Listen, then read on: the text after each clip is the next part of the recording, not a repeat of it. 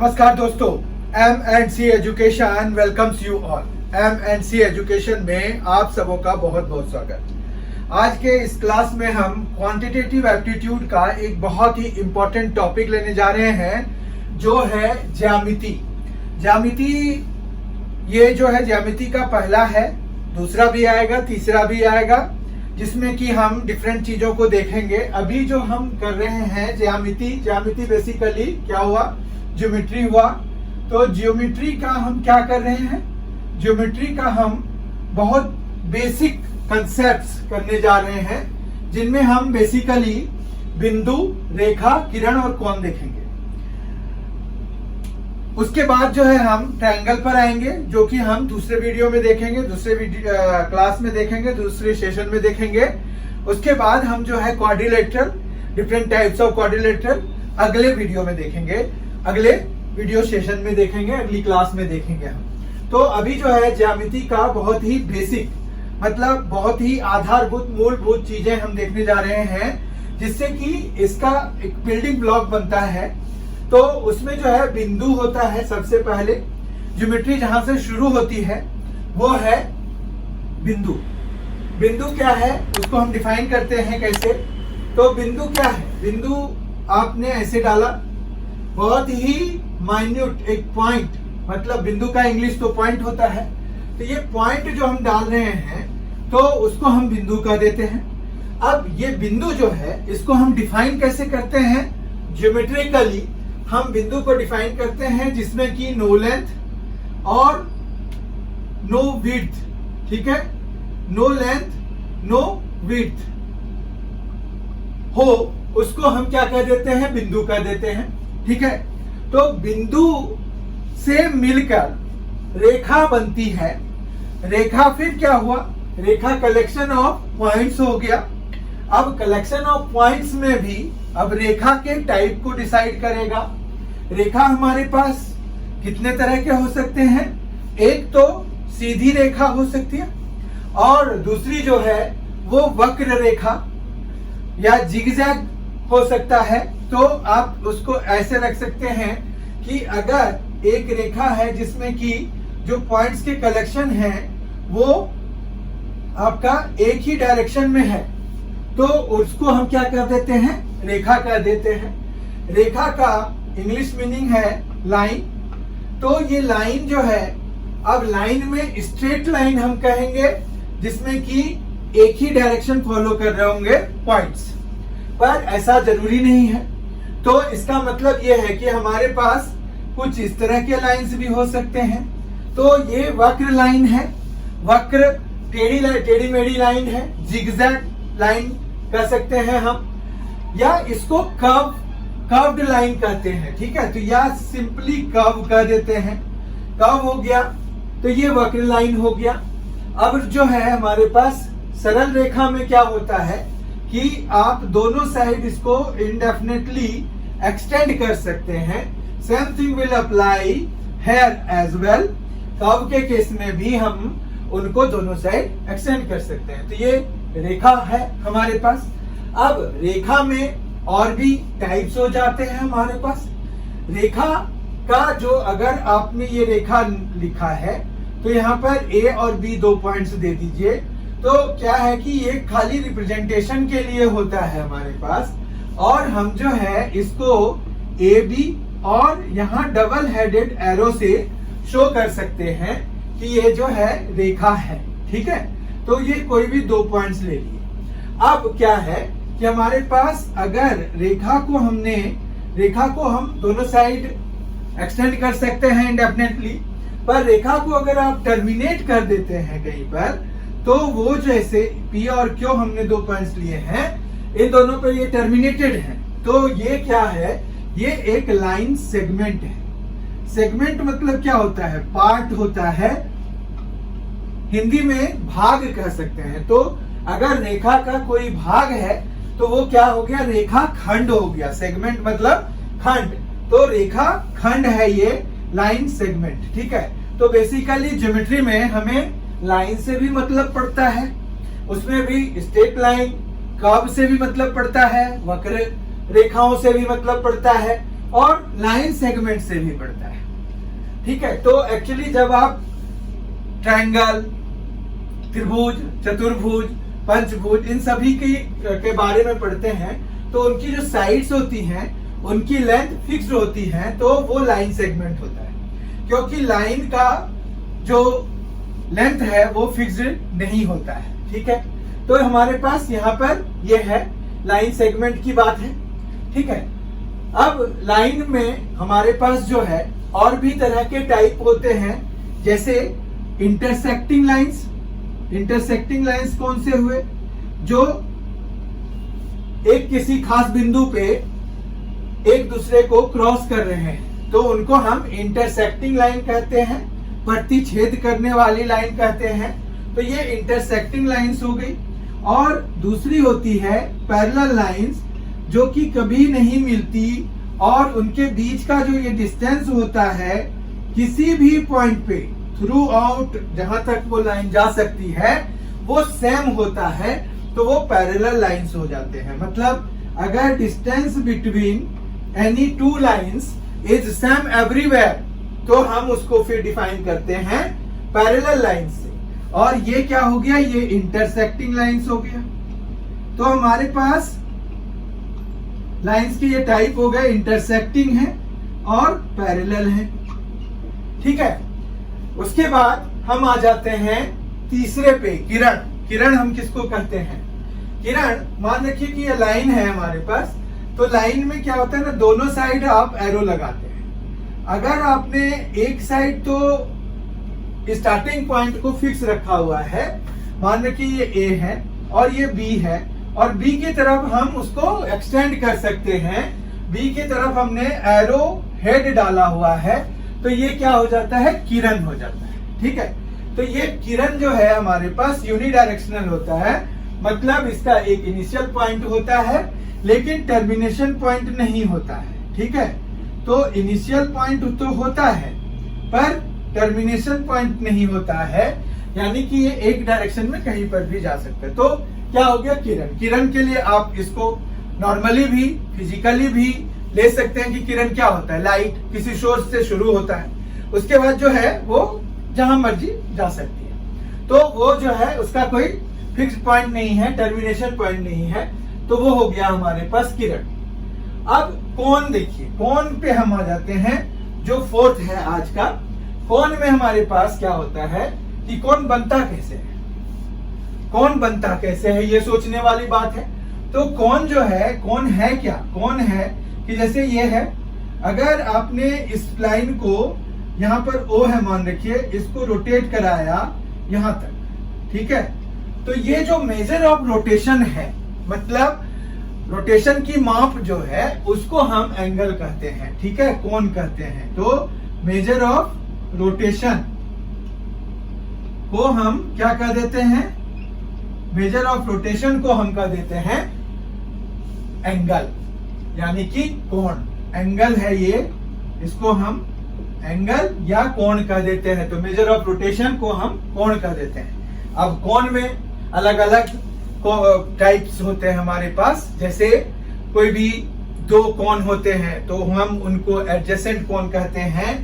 अगर दो कोण एक ही, जैसे यहां पर है, एक ये हो गया और एक ये हो गया, तो हमारे पास ये और ये देखिए, इसमें क्या है कि एक कॉमन आर्म है और एक जो है अनकॉमन आर्म है। दो आर्म्स जो है इसके कॉमन नहीं है, तो हमारे पास जो है ये एंगल 1 और ये एंगल 2 अगर है तो एंगल 1 एंड एंगल 2 जो है उसको हम क्या कह देंगे?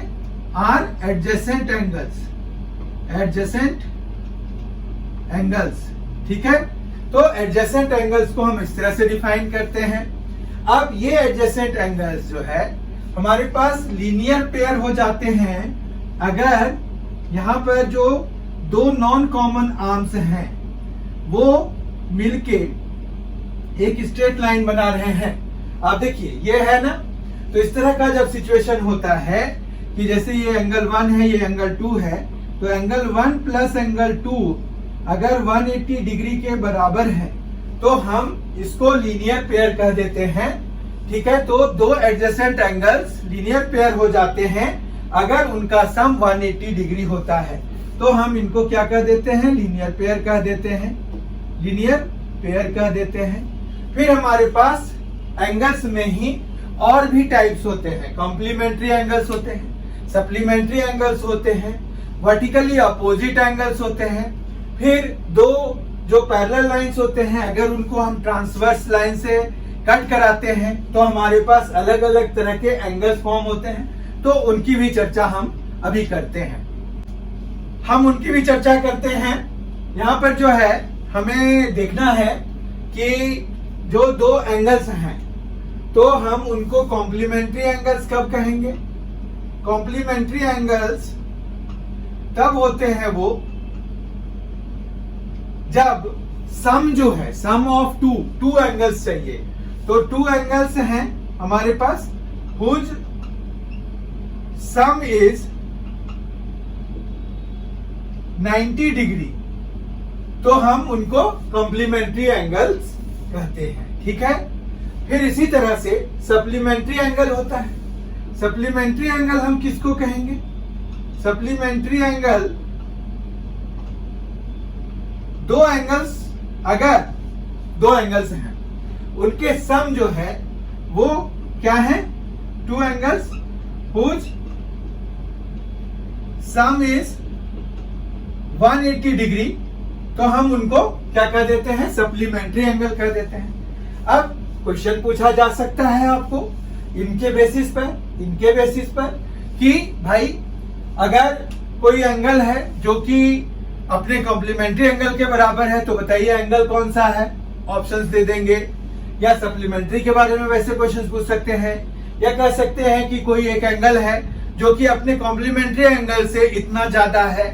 वो उसके बेसिस पर क्वेश्चंस आपने किया भी होगा, तो आपको अगर कंसेप्ट पता होगा तो आप उन क्वेश्चंस को बहुत इजीली कर पाएंगे। तो ये कॉम्प्लीमेंट्री एंगल, सप्लीमेंट्री एंगल है। उसके बाद ये हमेशा पेयर में होंगे, जैसे लीनियर पेयर अभी हमने किया था। तो लीनियर पेयर क्या थे? जिनके कि सम 180 डिग्री होते हैं, लेकिन उनके लिए एडजेसेंट एंगल्स होना जरूरी होता है। यहाँ पर जबकि ऐसा कोई कंपल्सन नहीं है, एडजेसेंट एंगल्स जरूरी नहीं है कि हो ये, ठीक है। एडजेसेंट एंगल्स है तब भी होंगे, मतलब सम अगर किसी भी दो एंगल्स का सम 90 डिग्री है तो कॉम्प्लीमेंट्री, 180 डिग्री है तो सप्लीमेंट्री। कोई जरूरी नहीं है कि वो साथ में हो, अलग अलग भी हैं तो भी हम उनको ऐसे नाम देंगे। ठीक है।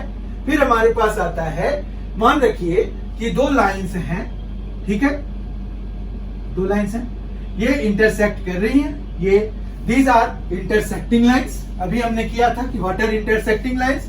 इंटरसेक्टिंग लाइंस वो हैं जिनमें कि एक पॉइंट कॉमन होता है दोनों ही लाइंस में। ठीक है। तो हमारे पास ये पॉइंट जो है कॉमन है, तो यानी कि ये इंटरसेक्टिंग लाइंस है। अब यहाँ पर अगर आप देखिए, ये जो ऊपर एक एंगल बन रहा है, एक नीचे बन रहा है, तो ये दोनों एंगल्स का नाम होता है वर्टिकली ऑपोजिट एंगल। ठीक है। तो वर्टिकली ऑपोजिट एंगल होता है एंगल 1 और एंगल 2 जो है वर्टिकली ऑपोजिट एंगल है। उसी तरह से यहाँ पर देखिए, ये एंगल और ये एंगल वर्टिकली ऑपोजिट इसलिए कहलाते हैं क्योंकि यहाँ देखिए एक वर्टेक्स बन रहा है, यहाँ पर भी एक वर्टेक्स बन रहा है, मतलब दोनों एक कॉमन वर्टेक्स से निकलते हुए रेज से बन रहे हैं और ऑपोजिट है। ठीक है। ये साथ में है, ये दोनों देखिए, ये दोनों एंगल्स तो साथ में, तो हम इनको ऑपोजिट तो नहीं बोल सकते, इनको हम ऑपोजिट बोलेंगे। तो ये वर्टिकली ऑपोजिट एंगल्स हो गए, और वर्टिकली ऑपोजिट एंगल्स जो है बराबर होते हैं। ठीक है। तो हम vertically opposite angles, vertically opposite angles equal होते हैं, आर इक्वल, ये याद रखिए। तो वर्टिकली ऑपोजिट एंगल्स कई बार ज्योमेट्री के बेसिस पर फिगर देकर पूछते हैं, तो हमें ऐसे कंसेप्ट की जरूरत होती है। ठीक है। अब जो है हम पैरेलल लाइंस को अगर एक ट्रांसवर्सल लाइन कट करता है तो हमारे पास जो है क्या क्या चीजें, कैसे कैसे एंगल्स बनते हैं वो भी हम देख लेते हैं, क्योंकि वो भी बेसिक ज्योमेट्रिकल कंसेप्ट में भी आता है। और हम जो है आज की क्लास में बेसिक कंसेप्ट्स कवर कर रहे हैं, तो इसलिए हमें वो भी करने की जरूरत है। अब देखिए यहाँ पर हमने दो पैरेलल लाइंस बना दिए, ठीक है, एक ट्रांसवर्सल बना दिया। उसके बाद मान रखिए इसको हमने नाम दिया, इन दोनों लाइंस को, पैरेलल लाइंस को L और M, और P जो है वो हमने ले लिया ट्रांसवर्सल लाइन का नाम। अब जो है यहाँ पर 1 2 3 4 5 6 7 8 ये 8 एंगल्स बन रहे हैं, ये पैरेलल हैं, ठीक है। लाइन L जो है वो पैरेलल है M के, तो ये आप ध्यान रखिएगा कि ये पैरेलल लाइन से दिए हुए हैं आपको। अब जो है यहाँ पर जो लाइंस, वो एंगल्स जो बन रही हैं, यहाँ देखिए 1 और एंगल 3, एंगल 1 और एंगल 3 बराबर हैं क्योंकि ये वर्टिकली ऑपोजिट एंगल्स हैं। एंगल 2 और एंगल 4 आपस में बराबर हैं। एंगल 6 एंगल 8 के बराबर है और एंगल 5 एंगल 7 के बराबर है, ठीक है। तो ये सभी किस वजह से बराबर हैं? तो वो है वर्टिकली ऑपोजिट एंगल्स की वजह से, ठीक है। इनका पैरेलल लाइन से कोई लेना देना नहीं है, ठीक है। फिर हम आ जाते हैं कि एंगल 1 और एंगल 6, एंगल 2 और एंगल 5 को हम क्या नाम देंगे? एंगल 4 और एंगल 7 को हम क्या नाम देंगे? और एंगल 3 और एंगल 8 को हम क्या नाम देंगे? तो एंगल 1 जो है वो एंगल 6 के बराबर है, एंगल 2 एंगल 5 के बराबर है, एंगल 4 एंगल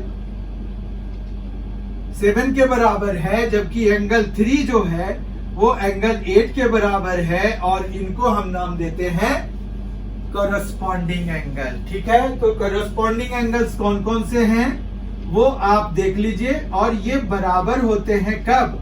अगर ये पैरेलल लाइंस दिए हुए हैं तब, ठीक है, हमेशा नहीं होंगे। ओके, ये चीज समझ लीजिए आप। उसके बाद अब देखिए एंगल 4 और एंगल 5 भी आपस में बराबर हैं, एंगल 3 और एंगल 6 भी आपस में बराबर हैं, और इनको कहते क्या हैं?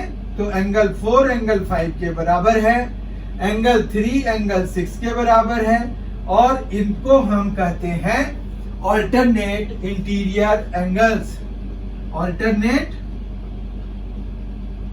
इंटीरियर एंगल्स, ठीक है। फिर हम आ जाते हैं एंगल 1 और एंगल 8, ये भी आपस में बराबर हैं, तो एंगल 1 और एंगल 8 आपस में बराबर हैं, ठीक है। इसी तरह से एंगल 2 और एंगल 7 आपस में बराबर हैं, तो हम इनको ऑल्टरनेट एक्सटीरियर एंगल कह देंगे, ठीक है। Alternate exterior angles, angle 1 angle 8 के बराबर, एंगल 2 एंगल 7 के बराबर, तो ये हो गया ऑल्टरनेट एक्सटीरियर एंगल्स। फिर हमारे पास एंगल 4 प्लस एंगल 6, अगर इन दोनों का हम सम कराएंगे तो हमें 180 डिग्री मिलेगा। तो एंगल 4 प्लस एंगल 6 जो है वो 180 डिग्री है। इसी तरह से एंगल 3 प्लस एंगल 5 ये भी 180 डिग्री है, और इनको हम क्या कह देते हैं? को इंटीरियर एंगल्स का देते हैं। तो मतलब को इंटीरियर एंगल्स का जो सम होता है, co interior angles have sum equal to 180 degree, right, कोई दिक्कत नहीं है। उसके बाद हमारे पास ये जो 1 है और ये जो 7 है, इन दोनों का भी सम 180 डिग्री होगा, ठीक है। एंगल 1 प्लस एंगल 7 भी 180 डिग्री होगा, और एंगल 2 प्लस एंगल 8 ये भी 180 डिग्री के बराबर होगा, ठीक है। तो ये एक्सटीरियर एंगल की वजह से होगा, तो को एक्सटीरियर एंगल्स हम कह सकते हैं इसको। तो इस तरह से हमारे पास जो है पैरेलल लाइंस हैं, उनको अगर ट्रांसवर्सल लाइन इंटरसेक्ट करती हैं तो इस तरह की बातें होती हैं। ठीक है, तो हमने बिंदु देख लिया, पॉइंट का कोई खास वो नहीं है, पॉइंट को बस हम डिफाइन करते हैं। Actually geometry begins with point, that's why we need to study it. हमें बिल्डिंग ब्लॉक को जानना चाहिए कि कोई भी चीज कहां से शुरू हो रहा है। तो हमारे पास ज्योमेट्री जो है, जो यूक्लिड ज्योमेट्री है, ज्योमेट्री के भी टाइप्स है हमारे पास। एक तो यूक्लिड ज्योमेट्री है और एक कोऑर्डिनेट ज्योमेट्री है। दोनों के बारे में आपको जानकारी है और दोनों के ही क्वेश्चंस पूछे जाते हैं। और अगर नहीं है तो आप आने वाले सब्सिक्वेंट वीडियोस में देखते रहिए, तो आपको जो है उनकी जानकारी मिलेगी। तो ज्योमेट्री जो है हमारे पास दो तरह का हो गया। एक तो यूक्लिड हो गया, जिसमें कि हम ये है कि थ्योरेटिकल एस्पेक्ट्स देखते हैं, और एनालिटिकल एस्पेक्ट्स जिसमें देखते हैं उनको हम कोऑर्डिनेट ज्योमेट्री कहते हैं। वो algebraic way of doing geometry है। उसमें हम 2 डायमेंशनल ज्योमेट्री करते हैं, 3 डायमेंशनल ज्योमेट्री करते हैं, उसमें मैथमेटिकल कैलकुलेशंस होते हैं। और यूक्लिड ज्योमेट्री में थ्योरम्स होते हैं जिन्हें हमें प्रूव करना पड़ता है वहां पर वेरीफाई करने के लिए। तो अलजेब्रिकली जब हमें वेरीफाई करना होता है तो we need to use coordinate geometry. Otherwise Euclid geometry ही बेसिक ज्योमेट्री है, लेकिन कोऑर्डिनेट ज्योमेट्री जब हायर क्लासेस में आप देखेंगे तो कोऑर्डिनेट ज्योमेट्री ही ज्यादा काम आता है। पर हमें हायर क्लासेस या इनसे ज्यादा मतलब नहीं है। हमें तो मतलब है कि हमारा जो कॉम्पिटिटिव एग्जामिनेशन में जो एसएससी है या बैंकिंग है या रेलवे है, इनके एग्जाम्स में या वेरियस स्टेट लेवल के एग्जाम्स हैं, पुलिस ऑर्गेनाइजेशंस के एग्जाम्स हैं, तो उन सभी में जो पूछे जाते हैं तो वो दोनों ही ज्योमेट्री से पूछे जाते हैं। तो हमें जो है दोनों की तैयारी करनी पड़ेगी। तो हमने आज जो है ये यूक्लिड ज्योमेट्री किया है, और यूक्लिड ज्योमेट्री में और भी सेक्शंस आएंगे। आज की क्लास में हमने सिर्फ बेसिक्स करे हैं। बहुत ही जल्द हमारी मुलाकात होगी अगले वीडियो के साथ, जिसमें कि हम ट्रायंगल्स देखेंगे, उनके प्रॉपर्टीज देखेंगे और कुछ चीजें प्रूव करने की भी कोशिश करेंगे।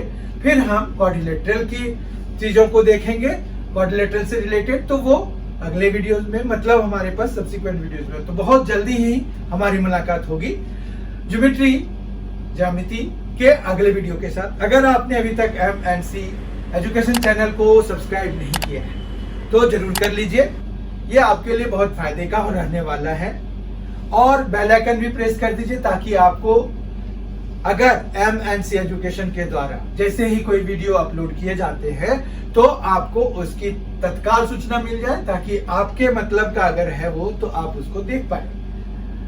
बहुत ही जल्द हम मिलेंगे। Thank you so much for being with us. Thanks a lot. Enjoy yourself.